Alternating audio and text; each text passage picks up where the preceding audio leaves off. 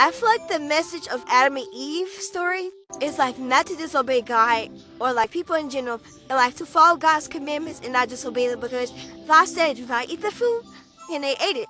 And y'all, I learned more about this. So it's like some people they call the Adam and Eve story, they call it the first sin.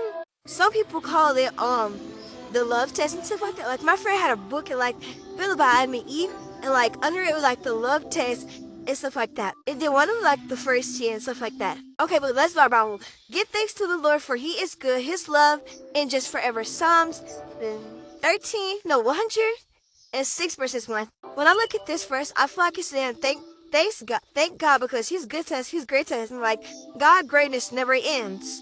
Okay, this is a quote. It says, heaven is not a place for those who are afraid of hell. It's a place for those who love God. And it says among us. So when I look at this quote, I feel like the message of this is like, just because you're scared of hell doesn't mean that God's gonna let you out of heaven. Heaven is made for those who believe in him, worship him, and only believe in him and know that God's and repented and did all the right stuff. Just because you're scared of hell doesn't mean God's supposed to say, hey, come outside the gates. No. It doesn't work like that. Next one says, choose to obey your parents and everything, for this pleases the Lord. That's Blasphemous 3 verse 20. I feel like it's to like obey your parents, listen to them, and stuff like that, follow their commandments.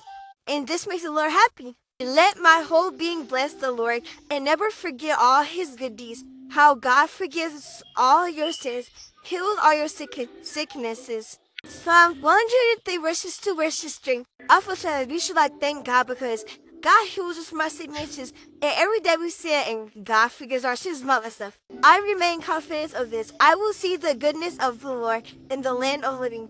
Wait for the Lord. Be strong and take courage, and wait for the Lord. Psalms 30 verse 14. I focus and wait for the Lord. Just wait on the Lord, stuff like that. I feel like that's just it.